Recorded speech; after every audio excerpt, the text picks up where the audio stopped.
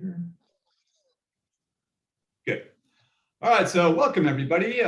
Greetings. This is our 2022 Cabin Fever program. We used to call it the lecture series. We used to do 4 of these, and now we're down to 2 the last couple of years, and we'll adjust that format when we get together again at some point, hopefully next year. But for the time being, we're doing these video programs, and I am your host tonight, BRPA's Executive Director, Todd Pershey. Tonight, Dr. Robert Rolley and Dr. Karen Mesmer will be recounting their December 2021 excursion to the Bosque del Apache National Wildlife Refuge in New Mexico. It's a fine example of how visiting wild places has kept them safe and sane over these past 2 pandemic years. A month from now, March 24th, I will lead you on a virtual tour of BRPA's Greenfield Township Conservation Easement properties, showcase the landscapes, showcase volunteer land management opportunities, probably something for the fall, and also potential future protection properties. Got possible easement happening out there that we'll talk about. Major funding for the show tonight is provided by Barbara and Terrence McCormick, and tonight's sponsors are Hiroshi and Arlene Kano. So you want to give a virtual, hey Hiroshi, I see you, baby. How are you, man? Nice to have you. Ooh, got a bunch more people to admit here. Give me 1 second. Nice crowd. For those of you that don't know, Dr. Robert Rolley is our BRPA treasurer, and he's a wildlife biologist who worked with both the Indiana Department of Natural Resources and the Wisconsin DNR. Robert moved to the Baraboo area about 10 years ago, and since his 2017 retirement, he's enjoyed kayaking, photography, and assisting local NGOs with land management activities. Sometimes this is clearing brush. Robert and I actually helped with Allison Duff out at the FRC at Badger Ammo. And Robert, you're helping out right now at ICF, isn't it? I am. I was out there this morning. Excellent. And Dr. Karen Mesmer works with school districts and other organizations to help them to understand and to align their curriculum to the next generation science standards. You probably remember her as an award-winning science teacher who worked for many years at the Baraboo Middle School. And when I hang out with these two and we run into somebody who's, I'm thinking in their 20s, she's like, I had him in class, which is always entertaining. And if these two look familiar to you, it's because they often join me on easement monitoring walks that I feature in our newsletter. It's always fun to hang out with these two. We have entertaining times. I kind of appreciate the things they can tell me about the outdoors, and that's what they're going to do tonight. So I'll turn it over to them, but let's give them a warm welcome and thank them for doing this presentation tonight. Okay, let me try to share my screen and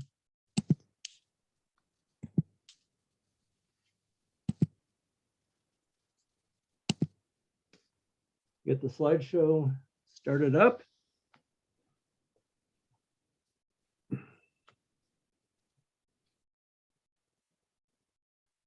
All righty, welcome. Thanks for joining us tonight. Todd asked us to talk about our road trip we took back in December to the Bosque del Apache National Wildlife Refuge. This is a refuge that's part of the U.S. Fish and Wildlife Service. And we've been wanting to get down there for a number of years. The Bosque del Apache is Spanish for woods of the Apache. And the refuge is a mecca for wildlife photographers. It's during the winter, it can support up to 30,000 snow geese and some 15,000 sandhill cranes. And it's got a reputation for having amazingly colorful sunrises and sunsets. One well-known bird photographer has referred to Bosque as, is quoted as saying, a bad day at Bosque is better than a good day anyplace else. And we found that to be true. We didn't have bad days, I don't think, but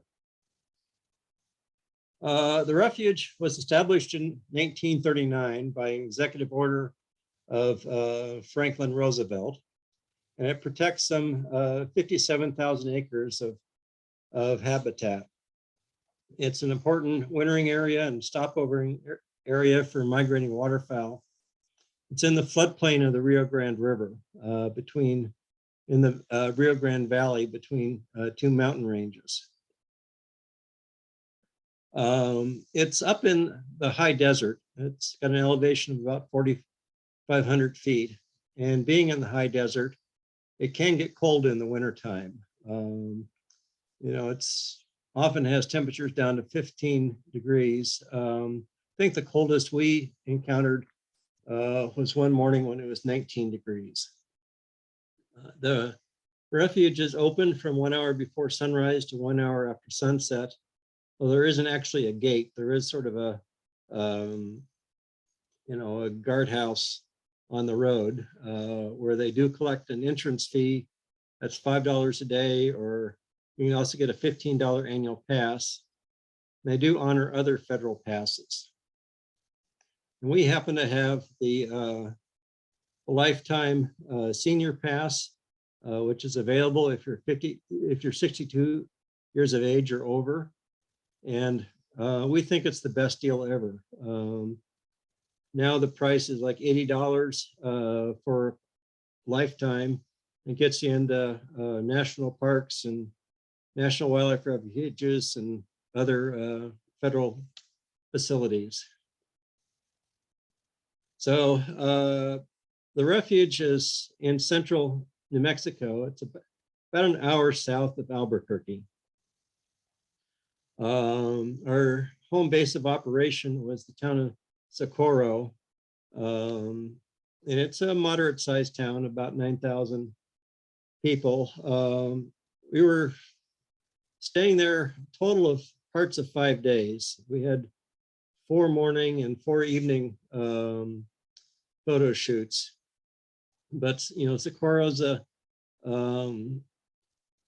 easy place to stay, major hotel chains, good restaurants, everything you need for a week in the area. Before going on the trip, we did a fair bit of homework.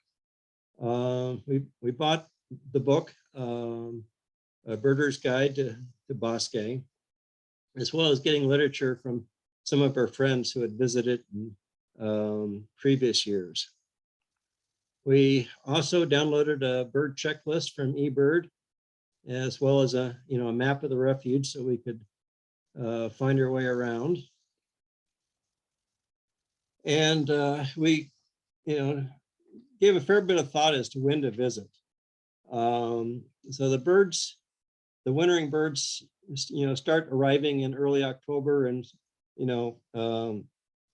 build up until the 1st of November. Has been an annual crane festival in mid-November that can attract lots and lots of people. And some of the research we did showed that people start to thin out after about the first week of December. So we wanted to avoid, the huge crowds. And so we went we aimed for the second week of December. And there were still lots of birds there. The 3 main species that are really the stars of the show are 2 species of white geese, the snow goose and the Ross's goose, as well as the sandhill crane. And the snow geese breed along the Arctic coast of Canada, Alaska, and Greenland.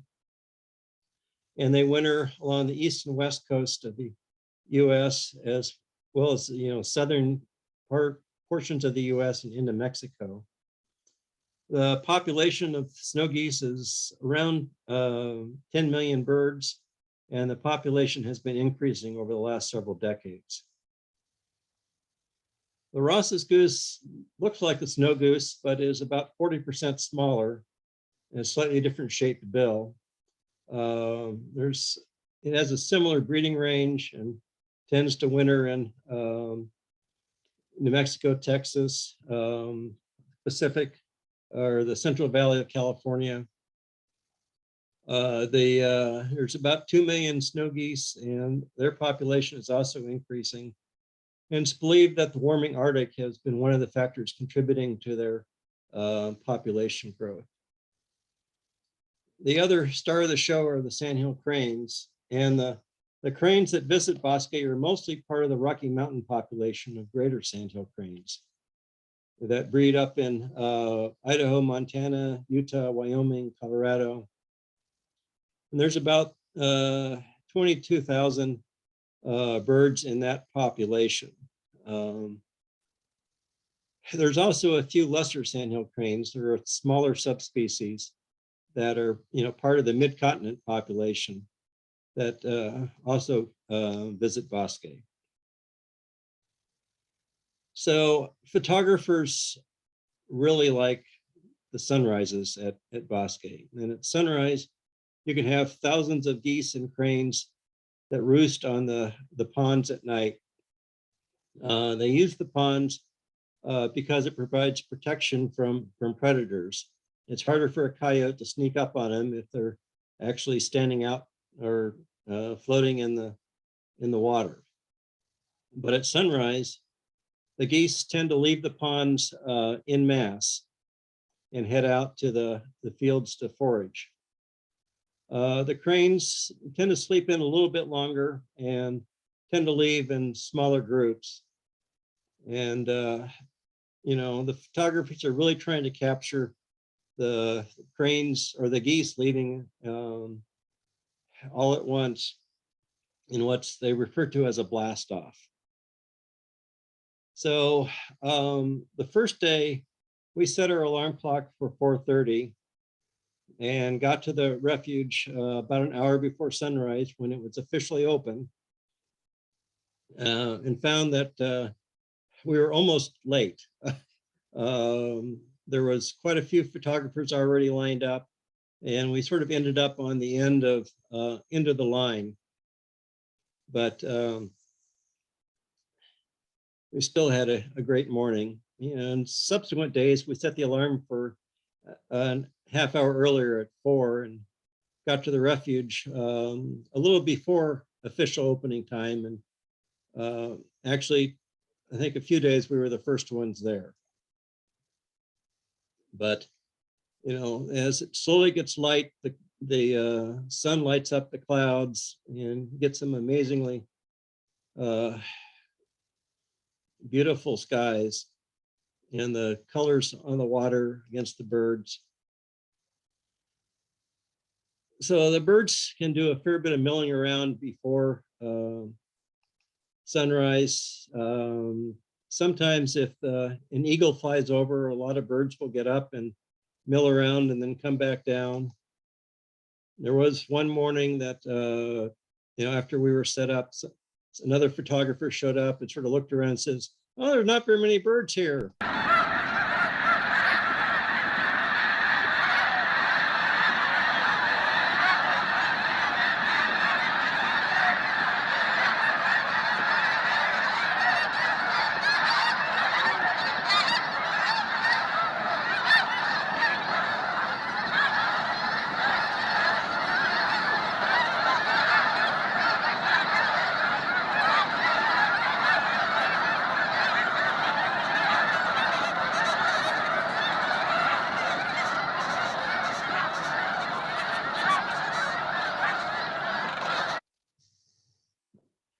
Just got a few little video clips that I've inserted just to try to include the sound.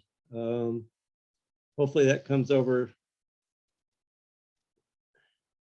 But the other photographer thought there weren't too many birds here, and then, left to go somewhere else. And a few minutes later, thousands of birds got up on another part of the marsh and came over to settled down right in front of us. So there was lots of opportunities to photograph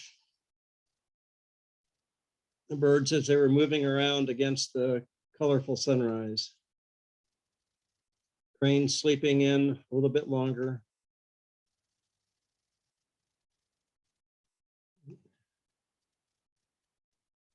geese milling around. One of the mornings that we were driving out, we were thankful that we avoided the skunk that was crossing the road. That would have been bad. Yeah.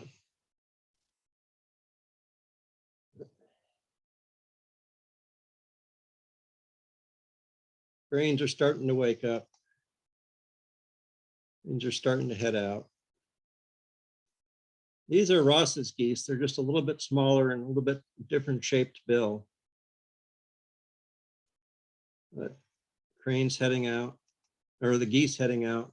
So when the geese were flying around, sometimes it almost felt like you're in a tornado of geese, or you were talking about like being in a washing machine. All this white swirling around. So sometimes the cranes would get into a discussion. I'm not sure if this was love or war, but they would get active and do some jumping around. Then things would settle down.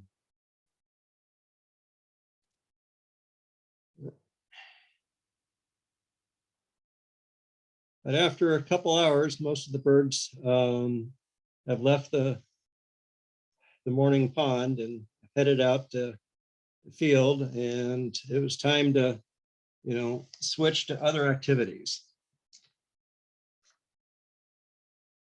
So there are two auto loops, the north and the south, with about 12 miles of roads total. And the south is mostly marshy and the north is mostly farm fields. So there's a lot of habitat diversity on the refuge.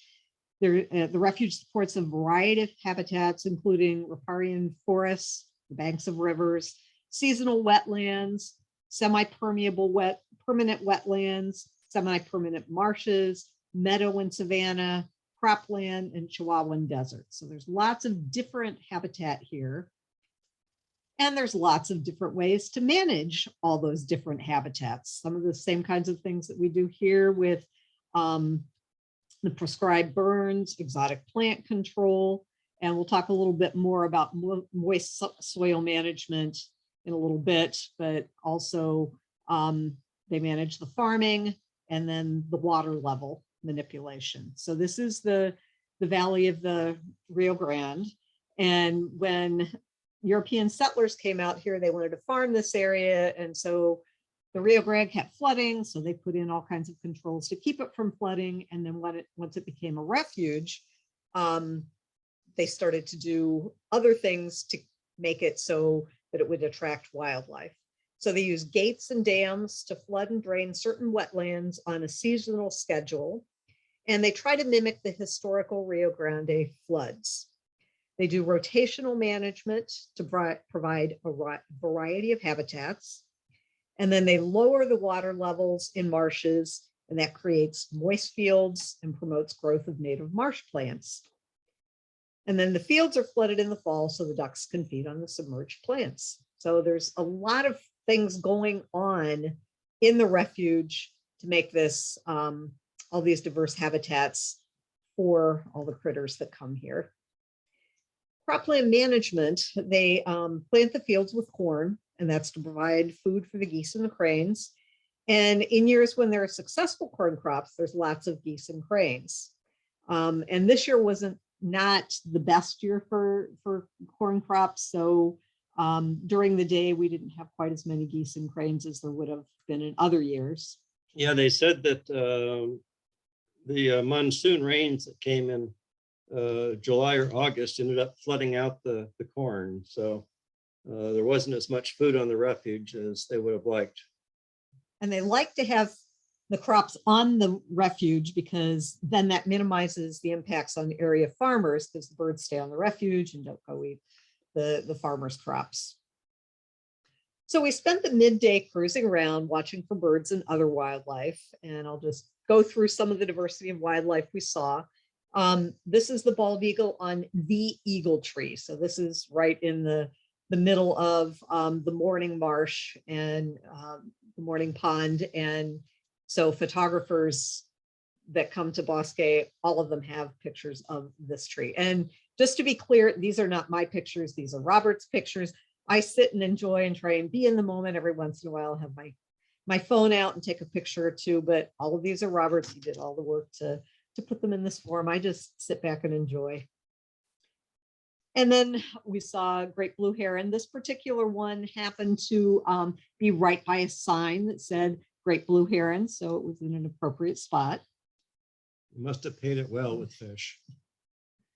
And then we were lucky enough to see hooded mergansers, and I really love these birds. In my classroom, I had a very, very, very old specimen. It might have been like from the early 1900s. And so I saw it every day for 26 years and I just really got to like it, but I didn't name it. Robert asked me what I named it, and I never did like name it Hoodie or anything.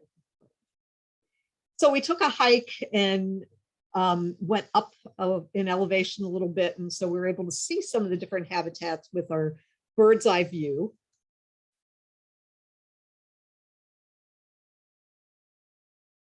And we ended up seeing a lot more wildlife.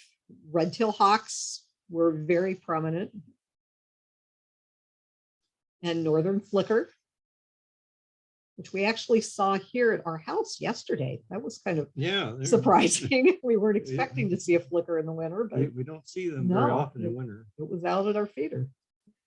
And then American kestrels, which I think is probably my favorite bird because we've got this nesting box and we've been watching them the last couple of years, and I just love American kestrels. And then we ended up watching a family group of coyotes. They were just running around out in the field, chasing each other, getting mice. So we watched them for quite a while. Northern harriers were almost everywhere, and it was really fun to watch them cruising low over an open area. And then you go to the next field and there was a different harrier, and you go to the next field and there was another harrier. And they also were trying to catch mice. We saw snow geese during the day also, and they were often feeding in marshy areas. And then there were many, many, many brewer and red-winged blackbirds in marshy areas with the geese. And we'll talk a little bit about those later. And some snow geese flying. There's a blue morph of the snow geese on the left there. You see that, and that's called the blue goose. And we've got more geese flying.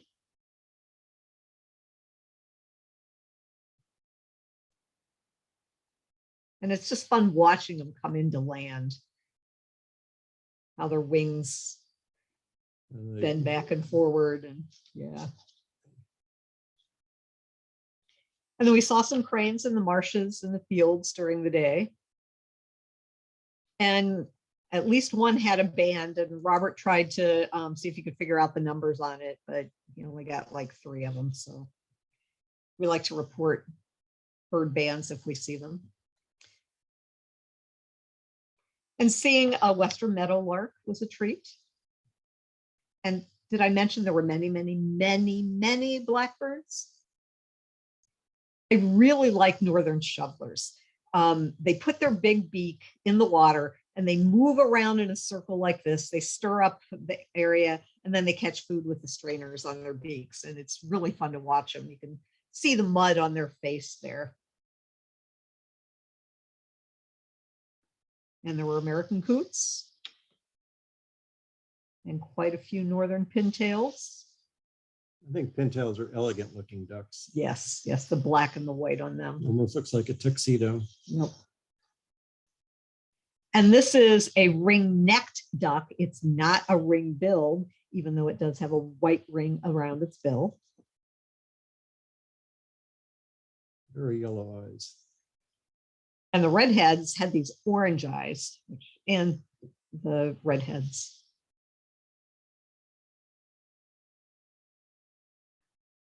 And buffleheads are also cool to watch. They're almost like clowns on the water. Yeah. And something I didn't know that Robert told me yesterday, they're named bufflehead because somebody thought that they looked like a buffalo head. I guess maybe, but not quite so much. But that's how they got their name. And there were some pied-billed grebes. We kept diving down. And And then we saw some other mammals besides the coyotes. There were some mule deer. I think there was a group of 10 or so that we saw most days. We were looking for peccaries, but we never did see any. No, wanted to see those. And there was a harrier in every field. And I don't think you can see too many harriers.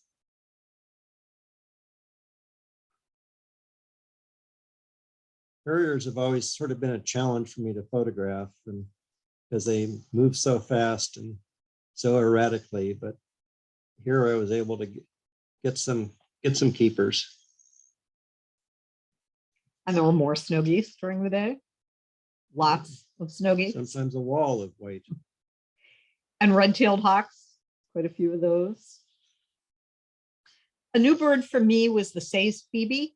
And not long after we returned, I saw that someone had seen one at White Mound County Park. So they're not very common around here, but they were here either in December or January. And there are two subspecies of sandhill cranes in the refuge, like Robert mentioned, the greater, which is bigger on the left, and then the lesser, which is the smaller bird on the right.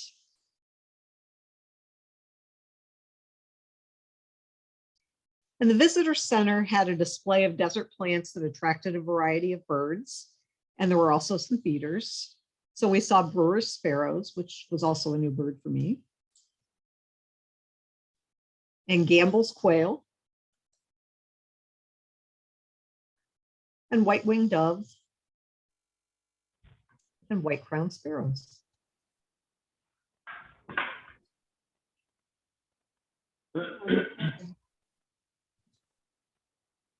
So trying to figure out where we wanted to be in the evening for sunset photos. We're driving around and sort of came upon a large group of other photographers. Figured this must be the place to be. And so we tried this pond out the first night, and we ended up being back there each subsequent night. This was a pond a little bit north of where we had stayed in the morning, but there were lots and lots of snow geese on the pond, and it looked off to the west where the sun would be setting.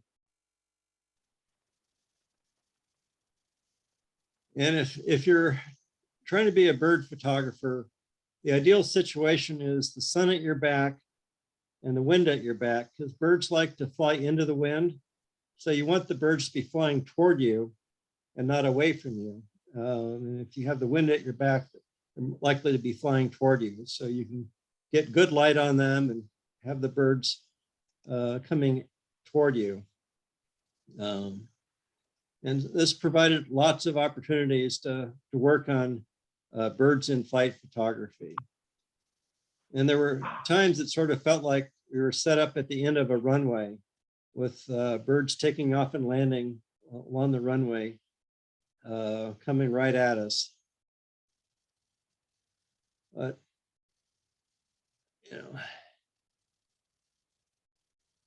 and there were lots of blackbirds here too.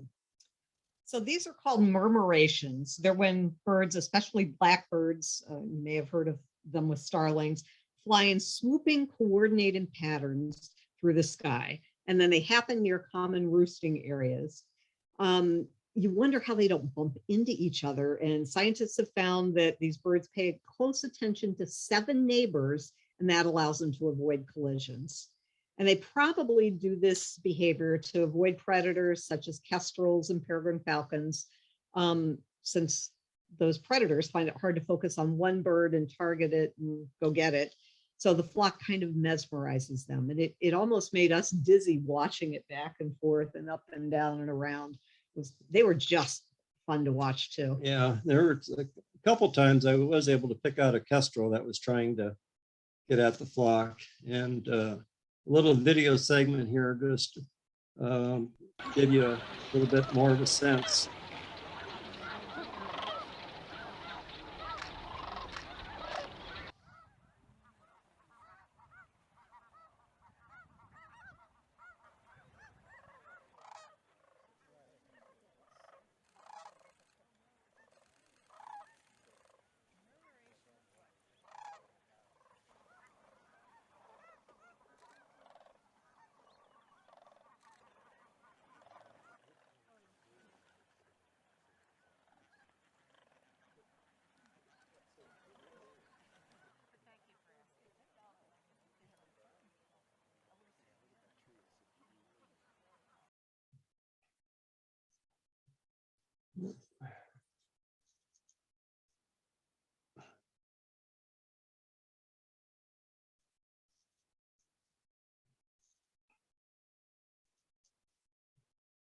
So how did you entertain yourself when I was busy trying to photograph birds, dear?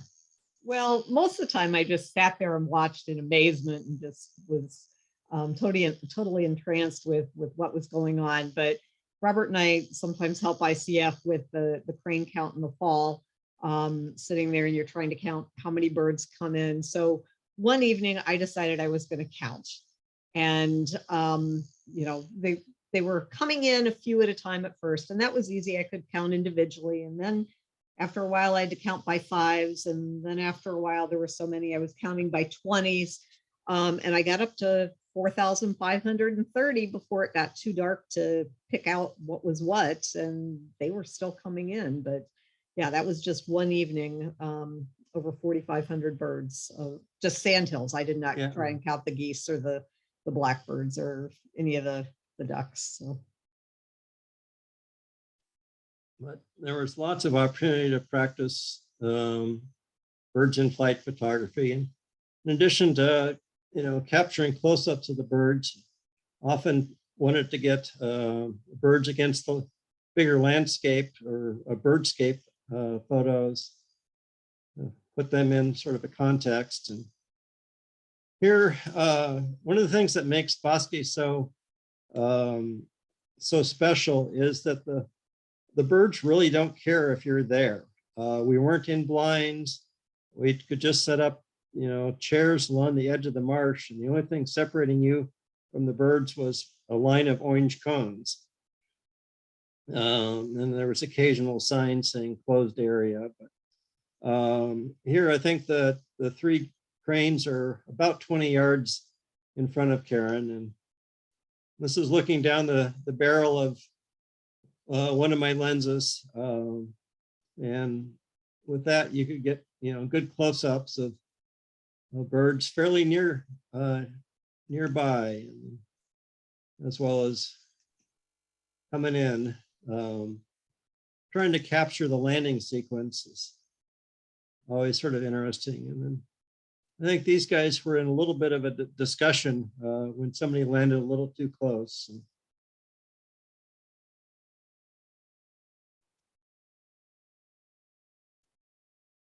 Sandhills will often get a drink of water right after they land.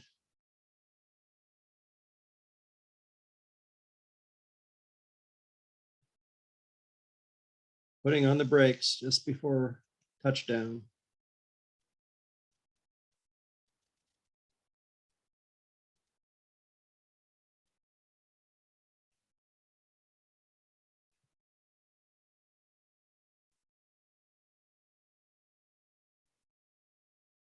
And there were a variety of ducks, including this pintail, using the marsh as well.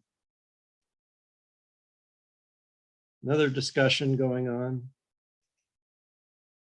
And some unison calling. And somebody trying to take a nap. And all the... There was a lot of activity and a lot of noise going on. So one thing bird photographers like to try to do is capture the eye. If you can get a good clear image of the bird's eye, people can relate to the image a lot more than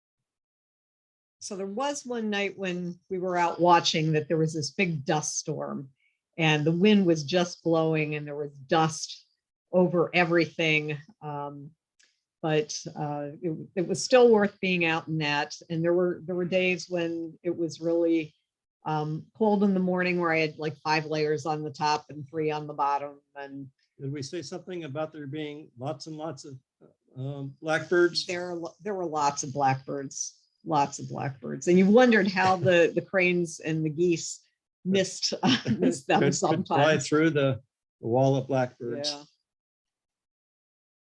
So a lot of times photographers want to be at eye level with the birds so that you can relate directly to them.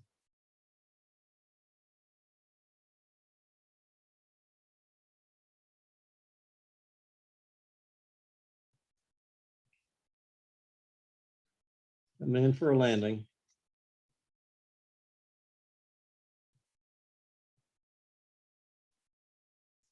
So we would probably get to the evening pond like between 2:30 and 3 to get set up and get a prime spot.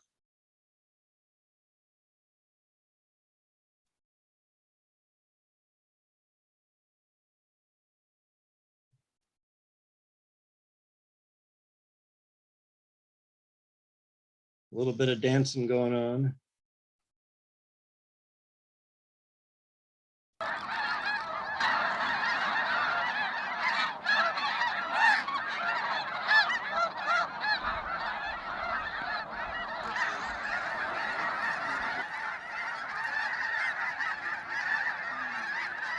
We're not trying to count these. No.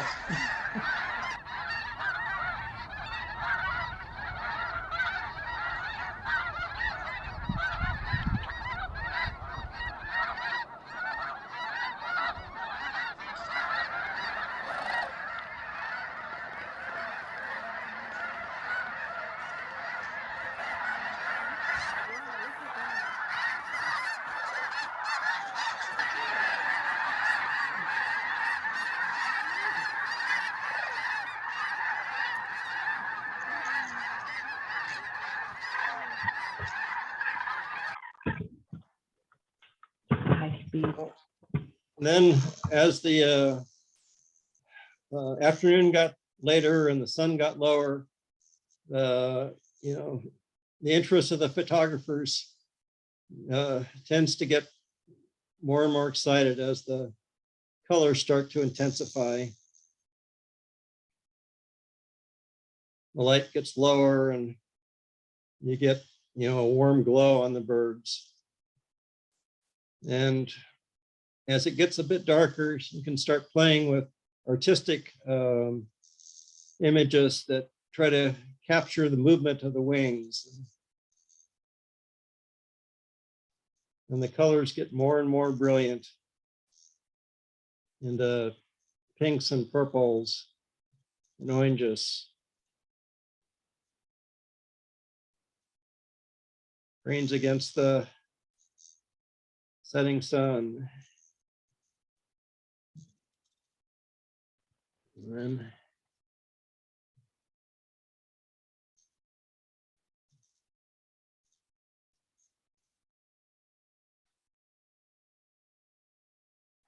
And sometimes the colors would change minute by minute, which was I think of the just amazing. 4 evenings we spent here, we had good sunsets in 3 of them.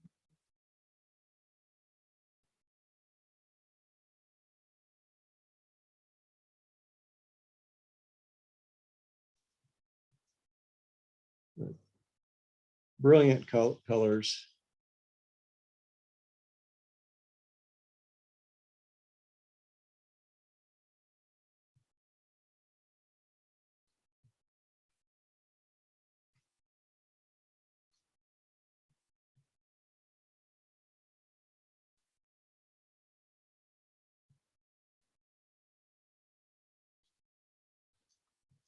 So the last morning we decided to go to the spot that we usually went to at night, and it had rained and there was a rainbow. So it was really.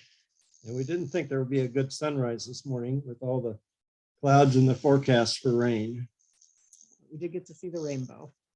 And there were more coyotes that we saw. And this time they were playing with sticks. They were throwing sticks around to each other, as well as trying to catch a duck or a goose. And we weren't really sure whether they were trying for cranes or not, but They did get the pintails up excited. yeah, but it was fun watching the coyotes.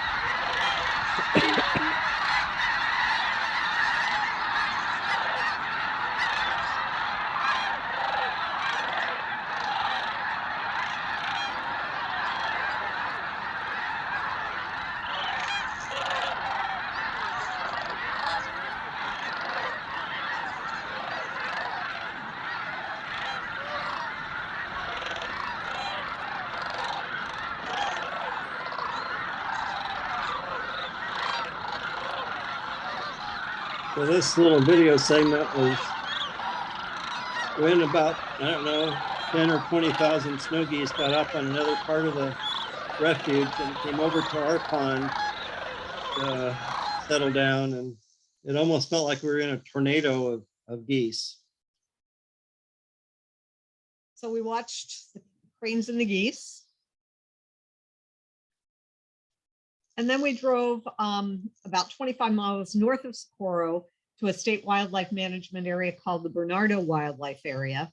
And there's more food and habitat for wildlife. And there was an auto tour, and there were towers and blinds for wildlife watchers. So the towers kind of intrigued us.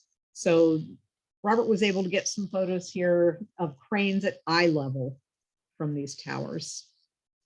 You know, they were flying past the tower right in front of us. But it was a really windy day. Yeah, we didn't want to spend too long up there. And kind of chilly. But it did give a unique view.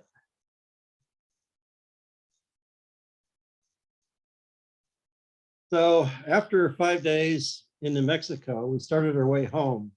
And along the way, we went through Oklahoma and decided to stop at the Wichita Mountains National Wildlife Refuge and spent a day exploring there, where there's a fair number of bison and also prairie dog colony there. But one of the reasons for going there was to tell Karen about some of my adventures when I was in graduate school. I did my PhD work in Oklahoma. And when I was in Oklahoma, I had the opportunity to go to the refuge a few times. And one of the times I was helping my major professor and his wife, who were studying the bison. And they were doing some genetics work where they were getting blood samples from calves of known cows, and trying to match up, figure out parentage of the calves. And so they would dirt the calves and take blood samples. But my job in this process was to keep mom away while they're working on the calves. And the recommended technique for keeping mom away was to bounce rocks off her nose. So I'd have a pocket full of rocks that were, roughly, I don't know, baseball size or smaller. And they were pretty effective at keeping mom away while they processed the calves and did what they needed to do, and then, sent the calf back to mom. So it was fun to relive some of the stories from graduate school. How long ago? Early 80s. Yeah, it was fun listening to these stories and see some bison and wondering if they were descendants of ones that he had helped tag long ago. So anyway, Bosque is a really magical place. And if, I don't know if there's top 10 lists of best places to see and photograph wildlife in the US. I think Bosque is, well up in the list, just about everybody's list. So with that, I'll stop sharing the screen and we can entertain any questions that people might have. Hey, that was awesome. I love that. I didn't realize you had so many photos from that, Robert. It just, I don't know. I mean, you work all day to get one or two jaw-dropping shots, and they're just coming at you fast there. Do you guys know of any place around here that has that variety of wildfowl and cranes and stuff? Others maybe Horican? Well, Horican's a pretty special place. You can get quite a few cranes along the Wisconsin River. The area between the Dells and Portage can have maybe up to 10,000 cranes using it during October and November. So that's a pretty special place right up the road. What? Is that the same feeling as being out in New Mexico there, or was just all the sort of mountainy foothills around that probably added a little more theater to the scene? Yeah. And the color. The color is probably the thing that really made it special was, New Mexico is just famous for colorful sunrises and sunsets, even with landscape photographers. Okay. Well, if anybody has some questions, feel free to, unmute yourself and ask us, put your hand up. Oh, Bernadette knows how it works. Go ahead, Bernadette. Ooh, you got to unmute yourself, Bernadette. Okay, not hearing anything. Anybody else? I figured it out. Sorry, I'm working on my cell phone here. My question is, as an environmental scientist, what does I'm supposed to use the word scat. I'm not sure what birds have, but like all the birds there, all in one place, going to the bathroom. What does that do to the pond ecologically? Well, it Any idea? does a lot of fertilizing. Yep. It's a very productive area, and I suspect a lot of the fertilizer gets encourages plant growth, and they do tend to, sometimes there are issues with bird diseases that can be issues if there's that many birds concentrated in a small area, but I haven't heard any for Bosque. Yeah, we and have it's- something in the chat, you two, about avian flu, and I knew there's some in Europe right now, is it, or is it in Jerusalem, or I can't remember, somewhere over there where I think it's Barry real. was telling me something about it. Yeah.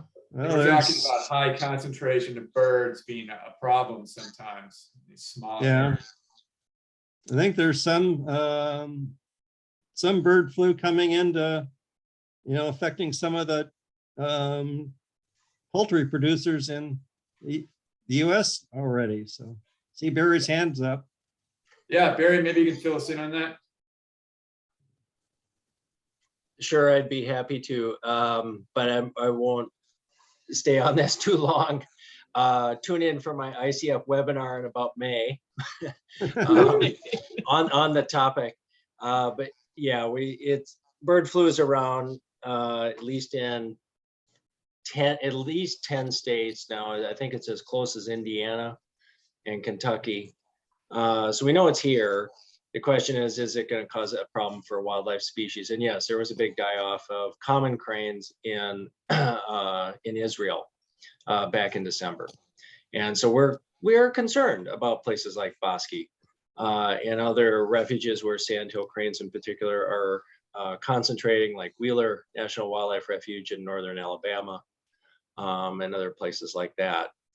Maybe along the Platte River, but again, some of these larger open systems, you know, it's we've never really historically seen problems in cranes. We're more concerned about actually things like what are called avian cholera in geese, in the snow geese population. But you know, fortunately, we haven't seen any thing like that very recently. And or Karen, I think I overheard you say something about Bosque that nobody was really talking about things like that historically there. So I have not heard of much in that area. Okay, thanks, Barry, for that. Yep. For those of you that don't know, Barry's the BRPA president and the crane vet up at ICF. So he would know about these things. Mhm. We got a question from Sue Miller, Susan. Susan, when you say was there a reduced size due to lack of corn, do you mean like the amount of birds being there, or am I close on that? Well, you know, the population of birds that were using the refuge in early December was, I think, the expected number. I'm not sure if they were able to keep the birds on the refuge as long as they would have liked. I think they may have, you know, we had some friends that were visiting there in early February, late January, early February, and I think there were few, sounded like they saw fewer cranes than we did, but still quite a few snow geese. So if they ran out of food, they may have dispersed and gone elsewhere. Okay, I hope that answers your question. One question I have for you, Robert, is like, are you really like neck and neck with the other photographers for this? You guys shoulder to shoulder, or is there some friendly competition there, or what's that vibe like? Yeah, there was times it was a little bit more crowded than ideal, and this was after things that supposedly thinned out a little bit. But there were lots of other photographers there. There were, you know, we talked to a number of people that were parts of clubs. There was, you know, I think several different clubs coming out of California, one out of the Bay Area, maybe one out of the San Diego area. There were a number of professional photographers that were putting on workshops, so they, you know, come up with a van load of people that are trying to learn skills, and lots of conversations about who had what gear and who had you know, who had, you know, backup devices on which coast. Yeah, there was one guy that had a backup device in New York and in LA in case there was an earthquake in LA and a hurricane in New York. That's when I took my chair and just went away from the photographers, and I just wanted to be with cranes and snow geese. And Yeah. Occasionally the clicking of shutters it got to me. could So get a little annoying. I moved, and then it was okay. I just wanted to hear cranes and snow geese. Nice. I didn't realize there were so many blackbirds out there. That had to be kind of entertaining. Were they loud too? Not that much. They weren't super loud, No. you know.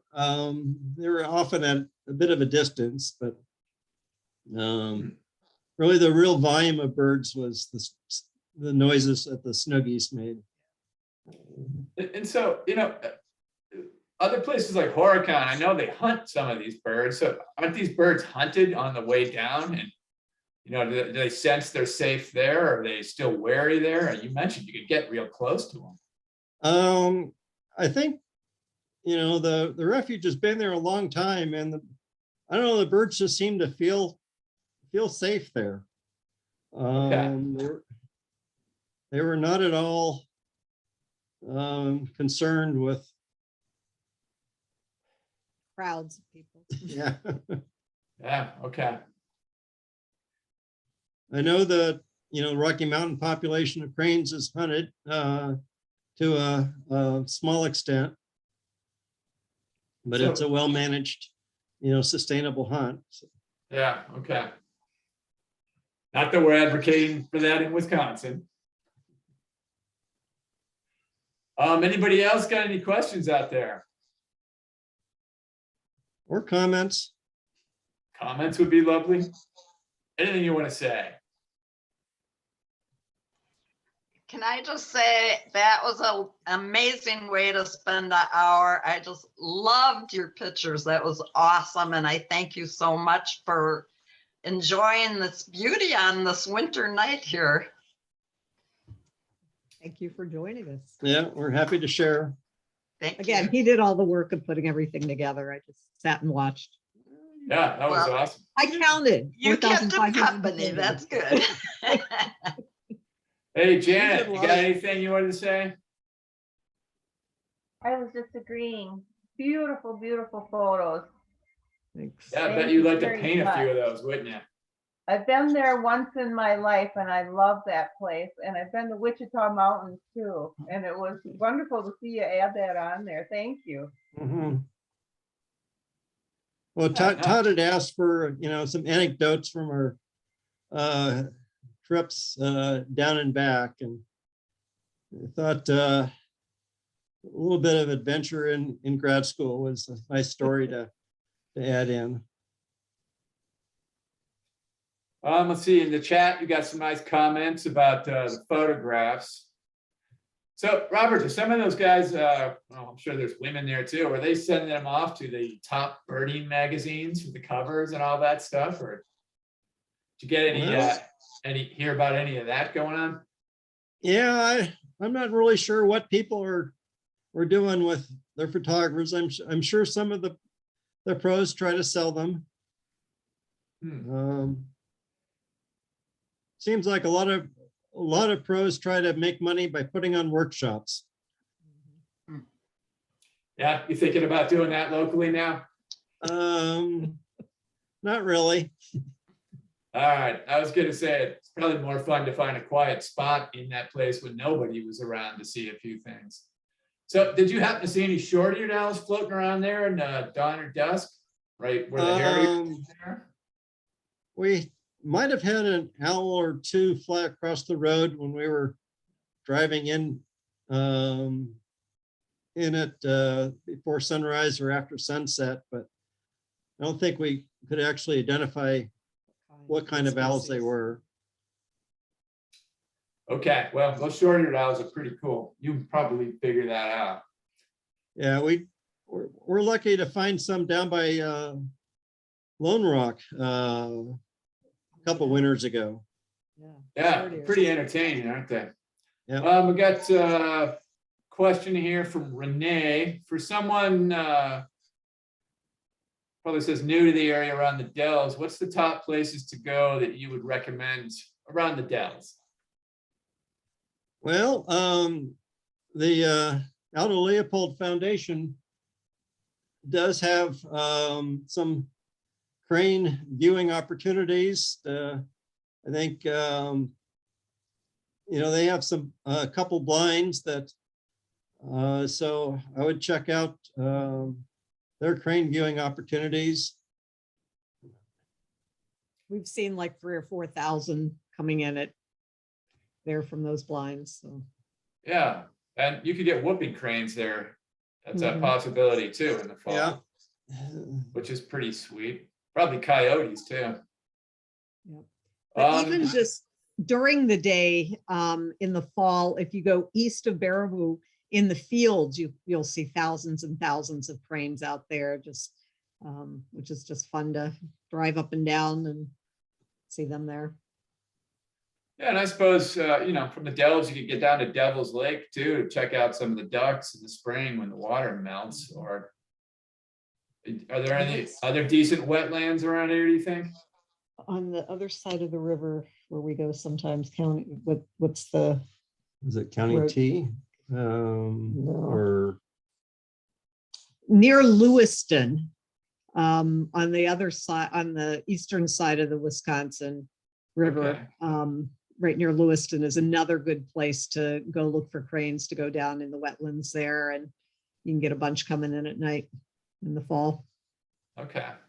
And some of those shots you had of the ducks, like the hooded mergansers, I love those things too. Just Yeah. beautiful. Yeah, that was the first time I think I've ever seen a flock of, Mhm. Yeah. I've usually seen like one or two. Yeah, that's a good point. Well, does anybody have anything else before we, go back to that dark winter night where the snow is falling? I have to tell you, these Zoom programs, though possibly not my favorite, is still kind of fun to do it in the comfort of your own house. So when I have to drive out in the cold weather. So maybe the pandemic has brought a few things that might not be too bad, but really in the end, when we would thank the guests and the questions were over, I still missed visiting with everybody. So it was a big wave to all of you for those days. Anything else? Otherwise, I believe we'll wrap it up for the night. Okay, recording's done.